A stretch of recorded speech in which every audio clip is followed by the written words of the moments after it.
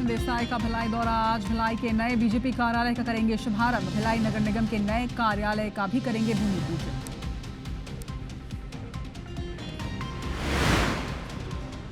बीजापुर में नक्सलियों ने किया आईडी ब्लास्ट। धमाके में 1 जवान शहीद, 3 जवानों के घायल होने की खबर। उसूर के जंगल में सर्चिंग के लिए निकले थे डीआरजी के जवान। जांजगीर में खामोशी से आई मौत। होटल में खड़े खड़े गिरा युवक, थम गई सांसें। घटना सीसीटीवी कैमरे में कैद। बालोद के सिया देवी मंदिर में टला बड़ा हादसा। तेज पानी की धार में बहने से बचे 2 युवक, ग्रामीणों ने बचाई जान। घटना लाइव वीडियो आया सामने।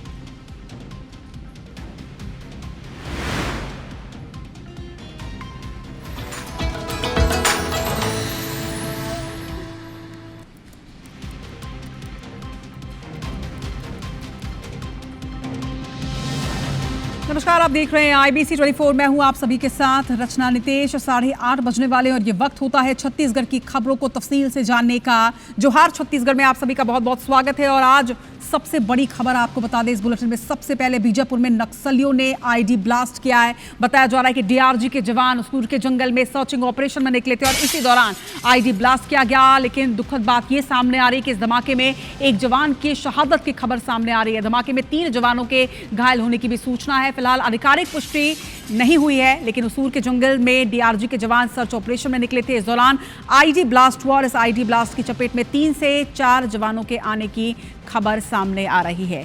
1 जवान की शहादत भी हुई है। घायल जवानों को फिलहाल भोपालपट्टनम लाया जा रहा है इलाज के लिए। लेकिन बड़ी खबर इस वक्त सामने आ रही है। संतोष तिवारी हमारे संवाददाता इस वक्त हमारे साथ जुड़ रहे हैं। संतोष, अब तक कोई आधिकारिक पुष्टि नहीं हुई थी, लेकिन अब 1 जवान की शहादत की भी खबर। आपको बता दूं कि ये जो इलाका है भोपालपट्टनम थाना इलाके से जो दूर आता है, दूर से आगे जिला मतलब जंगल आता है, जो माओवादियों का कोर इलाका माना जाता है। इंद्रावती टाइगर रिजर्व में आता है, जो माओवादी का डेरा बना कर रखते हैं। और जो नक्सल ऑपरेशन चल रहा है पूरे मुद्दे के साथ जवान डटे हुए नक्सल और अभियान के तहत हरी बारिश में भी सर्चिंग अभियान तेज कर थे और अभी फिलहाल तेज कर रहे थे। और इसी अभियान के तहत आप सर्चिंग के लिए निकले थे और इसी दरमियान एक आईडी के पहले से लगा करके माओवादी कहीं ना कहीं आईडी का ही सहारा लेते हैं और मुठभेड़ में सफल होते हुए दिखकर ज्यादातर माओवादी आजकल आईडी का इस्तेमाल कर रहे हैं। और आईडी के चपेट में आने से 3 से 4 जवान घायल है। हालांकि इस मामले में अधिकारी ने पुष्टि नहीं की है, लेकिन 2 जवानों को जिला भोपालपट्टनम अस्पताल लाया गया और ये भी मामला सामने आ रहा है कि 1 जवान शहीद।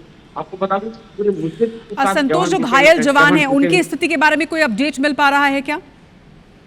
आपको बता दूं 2 जवान अभी जो लाया गया भोपालपट्टनम अस्पताल, हालांकि खतरे से बाहर है, तो उनका बेहतर उपचार किया जा रहा है। हो सकता है कि इसके बाद में जो जगदलपुर जा रहा है तो उसके लिए रिफर कर दिया।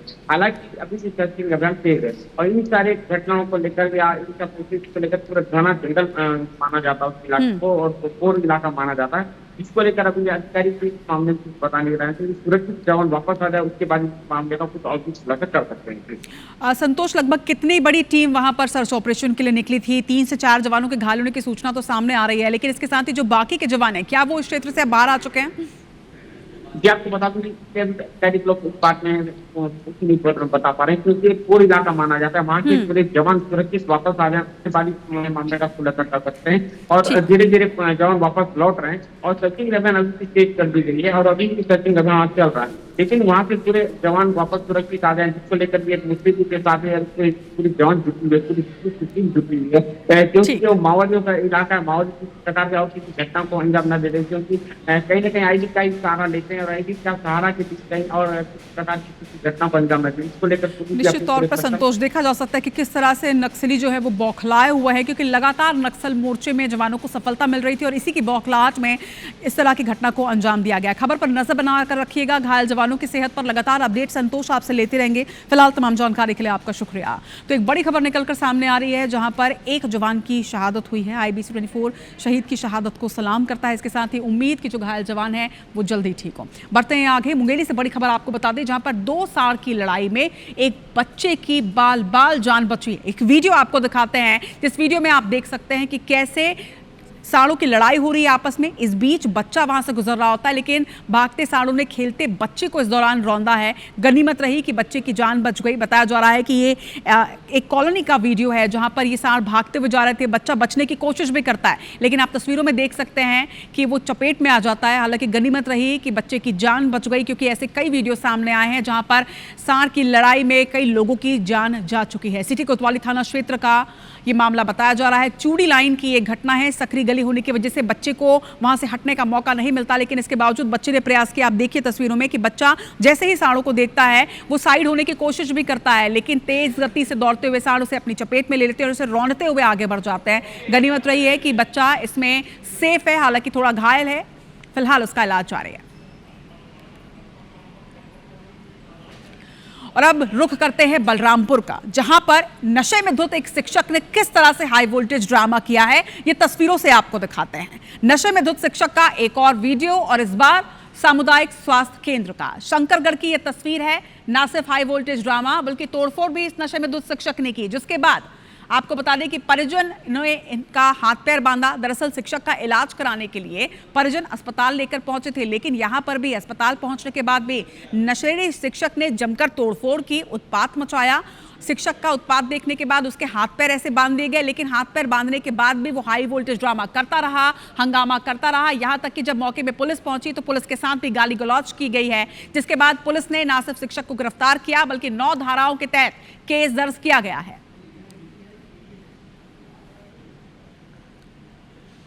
खबर भिलाई से। 43 साल के बाद भिलाई बीजेपी को आज अपना कार्यालय मिलने जा रहा है। आज छत्तीसगढ़ के मुख्यमंत्री विष्णुदेव साय नवीन कार्यालय का उद्घाटन करेंगे। भिलाई के दौरे पर मुख्यमंत्री विष्णुदेव साय पहुंचेंगे और इस दौरान वो कार्यालय का उद्घाटन करने जा रहे हैं। तो लंबे समय से भिलाई बीजेपी को अपने कार्यालय का इंतजार था, और 43 साल के बाद अब भिलाई को बीजेपी कार्यालय मिलेगा, और आज इसका शुभारंभ प्रदेश के मुख्यमंत्री विष्णुदेव साय के हाथों होना है। अब से थोड़ी देर के बाद भिलाई के दौरे पर मुख्यमंत्री निकलेंगे और इस दौरान वो भिलाई के बीजेपी कार्यालय का उद्घाटन करेंगे। कोमल धनेसर हमारे संवाददाता इस वक्त हमारे साथ जुड़ रही हैं।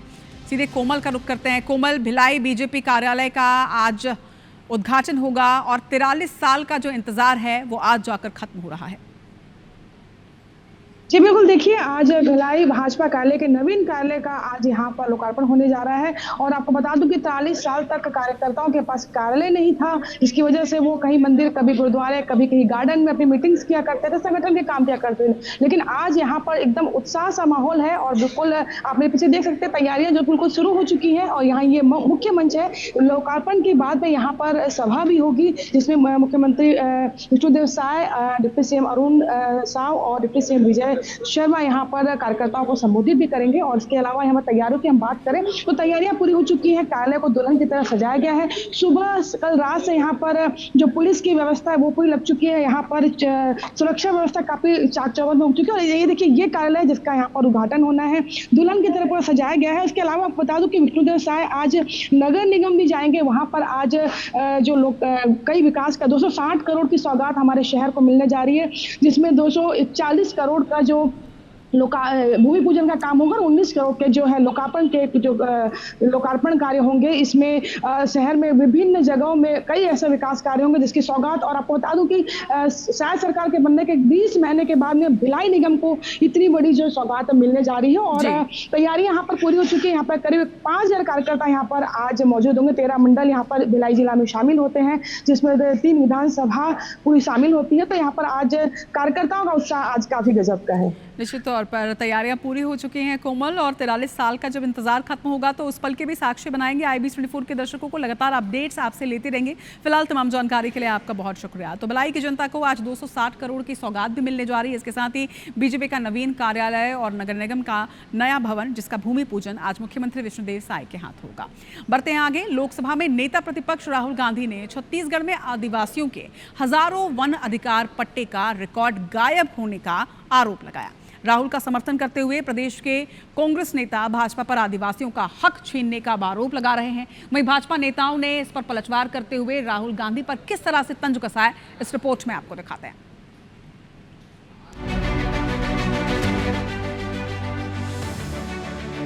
कांग्रेस नेता राहुल गांधी ने आदिवासियों के वन अधिकार पट्टे का रिकॉर्ड गायब करने का आरोप लगाया। सोशल मीडिया पर लिखा कि बस्तर में 2788 और राजनांदगांव में आधे से ज्यादा का रिकॉर्ड गायब है। कांग्रेस ने जल जंगल जमीन की रक्षा के लिए वन अधिकार अधिनियम बनाया था। बीजेपी उसे कमजोर कर आदिवासियों का हक छीन रही है। छत्तीसगढ़ के कांग्रेस के नेता राहुल के पोस्ट का समर्थन करते नजर आए और बीजेपी पर साजिश करने का आरोप लगाया। जो आदिवासी भाई जो जल जंगल जमीन का मालिक होता है उसको मालिकाना हक पट्टा देने का काम किया था, कांग्रेस की सरकार ने दिया। भारतीय जनता पार्टी ने कभी ये काम नहीं किया और उल्टा जिन लोगों को पट्टा मिलता था, जिनको फायदा मिलता था, कुछ चुनिंदा उद्योगपतियों को फायदा पहुंचाने के लिए उस जल जंगल जमीन को बेचने का काम कर रहे हैं। ये साजिश भारतीय जनता पार्टी की है। कांग्रेस के आरोपों पर बीजेपी ने पलटवार किया और कहा कि राहुल हमेशा झूठ बोलकर माफी मांगते हैं।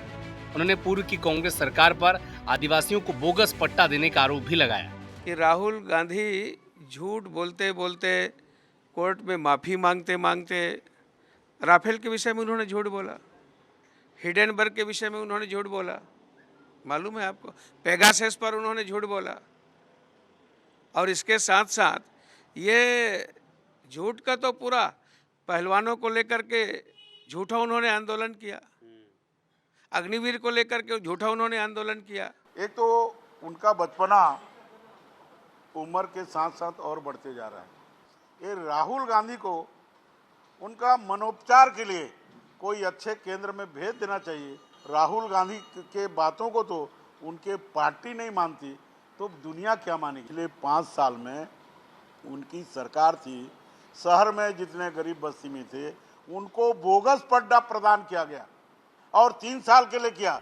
राहुल गांधी के पोस्ट के बाद आदिवासियों के वन अधिकार पट्टे को लेकर छत्तीसगढ़ की सियासत गर्मा गई है। दोनों दलों के नेताओं के तेवर से ये साफ है कि आने वाले दिनों में ये बड़ा मुद्दा बन सकता है। राजेश मिश्रा, IBC 24, रायपुर। तो इस मामले में लगातार सियासत होगी और रिएक्शंस भी सामने आते रहेंगे। IBC 24 लगातार आप तक अपडेट्स पहुंचाता रहेगा। अब रुक कर रहे हैं बिलासपुर का, जहां पर जिले में एक बार फिर से धर्मांतरण का मामला सामने आया है। अब एक बार फिर पचपेड़ी थाना के जोंधरा गांव में खबर सामने आई। आरोप है कि यहां पर प्रार्थना सभा की आड़ में धर्मांतरण का खेल चल रहा था। मौके पर पहुंची पुलिस ने बाद में मामला शांत कराया और जांच शुरू की। जानकारी के मुताबिक पचपेड़ी थाना क्षेत्र के जोंधरा गाँव में एक ग्रामीण के घर पर प्रार्थना सभा का आयोजन किया गया था, जिसमें बड़ी संख्या में महिलाएं भी शामिल थी। सभा के दौरान भजन कीर्तन चल रहा था। सूचना के बाद हिंदू संगठन के कार्यकर्ता यहां पर पहुंचे। आरोप लगाया कि प्रार्थना सभा के नाम पर ग्रामीणों को बहलाया फुसलाया जा रहा है और धर्म परिवर्तन कराया जा रहा है। उनका कहना है कि गांव में इस तरह की गतिविधियां लंबे समय से चल रही हैं और भोले भाले लोगों को टारगेट करके लालच देकर धर्म बदलने के लिए प्रेरित किया जाता है। ईसाई समुदाय के लोगों ने इन आरोपों को हालांकि खारिज किया है, लेकिन हंगामे के बाद दोनों ही पक्ष के लोग थाने पहुंचे, शिकायत दर्ज करवाई है।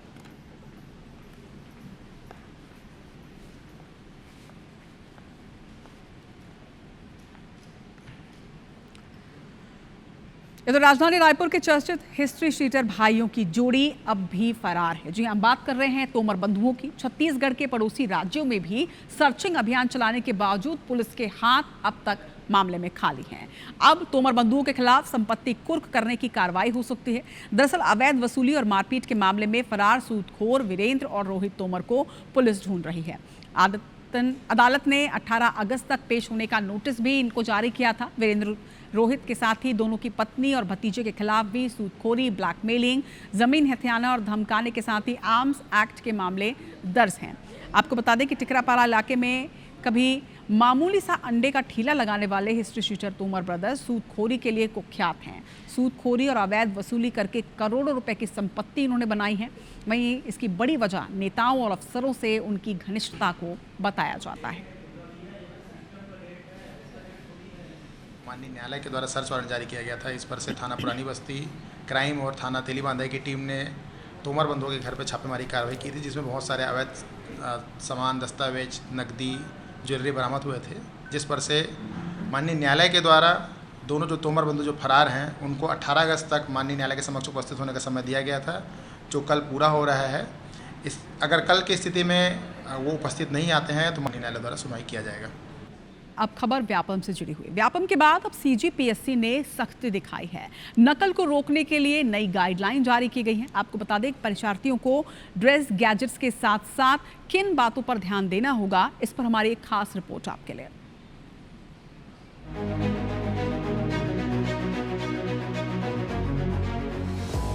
डिप्टी कलेक्टर और डीएसपी बनने की चाहत से परीक्षा देने वाले युवाओं को कड़े कायदे कानून से गुजरना होगा। अब परीक्षा के मुश्किल सवालों का सामना तो करना ही होगा।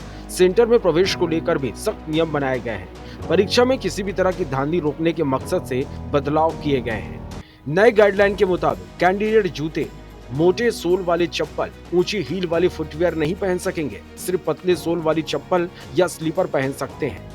नजर के चश्मों के अलावा किसी प्रकार के दूसरे चश्मे और डिजिटल ग्लासेस पहनने की अनुमति नहीं होगी। कैंडिडेट हल्के रंग की हाफ शोल्डर वाले कपड़े ही परीक्षा केंद्र में पहन सकते हैं। काले, गहरे नीले, गहरे हरे जामुनी, मेहरून, बैगनी रंग, गहरी चॉकलेटी रंग के कपड़े बैन कर दिए गए हैं। कैंडिडेट कार्गो या डिजाइनर कपड़े पहनकर परीक्षा में शामिल नहीं हो सकेंगे। सामान्य जींस पैंट या पैंट पहनने की अनुमति है। गर्ल्स कैंडिडेट सलवार कुर्ती या दुपट्टा पहन सकेंगे, लेकिन कुर्ती की बाह छोटी हाफ होनी चाहिए। साड़ी के साथ पहने जाने वाले ब्लाउज की बाहें भी हाफ होनी चाहिए। कान में किसी भी तरह की ज्वेलरी नहीं पहनी जा सकती। धर्म या रिवाज के अनुसार बहुत जरूरी होने पर किसी प्रतीक चिन्ह को छोड़कर किसी भी तरह के जेवर पहनने की अनुमति नहीं होगी। विवाहित महिलाएं एक नोज पिन और एक मंगलसूत्र धारण कर सकती हैं। इसके अलावा किसी भी आभूषण या प्रतीक को धारण करने की अनुमति पूरी जांच के बाद ही दी जा सकेगी। बिना किसी लेबल के परीक्षार्थी पानी की बोतल ले जा सकेंगे। कैंडिडेट को परीक्षा शुरू होने से 2 घंटे पहले परीक्षा केंद्र में पहुंचना होगा। उनकी मेटल डिटेक्टर और मैनुअल तलाशी ली जाएगी। परीक्षा शुरू होने से 15 मिनट पहले गेट बंद कर दिए जाएंगे। इसके बाद किसी भी सूरत में कैंडिडेट को एंट्री नहीं मिलेगी। Calculator, log table, mobile phone, pager, smart watch या किसी भी तरह की घड़ी रखना प्रतिबंधित है। परीक्षा में शामिल होने वाले कैंडिडेट को परीक्षा खत्म होने के बाद ही परीक्षा केंद्र छोड़ने की अनुमति होगी। परीक्षा केंद्रों में साइबर सुरक्षा की दृष्टि से जैमर लगाए जाएंगे। नई गाइडलाइन को लेकर छात्रों की भी प्रतिक्रिया सामने आई है। परीक्षार्थियों ने मिलीजुली प्रतिक्रिया दी है। जैसा कि हम सब ने देखा कि पीडब्ल्यूडी के एग्ज़ाम में चीटिंग हुई थी, तो उसके तहत सीजीपीएससी ने चेंज किया व्यापम में और बाकी एग्ज़ाम में कि हाफ शर्ट नहीं पहनना है। तो इससे मैं ये समझता हूँ कि हम सबका फ़ायदा ही है, क्योंकि जो चीटिंग होती है उससे बहुत लोगों का नुकसान होता है। एफर्ट है सीजीपीएससी का, वो सराहनीय है और ये आगे होना चाहिए। परीक्षा के हिसाब से तो गाइडलाइन सही जारी की है, लेकिन क्या है, पारदर्शिता हर एग्जाम में जरूरी है। टाइम में आंसर शीट जारी कर दे, टाइम में हर चीज़ जारी करते हैं। जो स्टूडेंट के लिए पारदर्शिता है, वैसे सीजीपीएससी के लिए भी पारदर्शिता बहुत ज़्यादा जरूरी है। सीजीपीएससी की तरफ से किए गए ये बदलाव और जारी की गई नई गाइडलाइन स्टूडेंट्स के लिए थोड़ा सख्त माहौल ज़रूर बनाएगी, लेकिन इसे लेकर जो पारदर्शिता के दावे आयोग की तरफ से किए गए हैं, उसे लेकर कहा जा सकता है कि अब थोड़ा परीक्षा में शामिल होने की जो ये सख्ती है, ये कहीं ना कहीं गड़बड़ी को रोकने में एक मजबूत कदम साबित हो सकती है। कैमरा पर्सन दीपक रत्नाकर के साथ IBC 24 के लिए सुमन पांडे, रायपुर।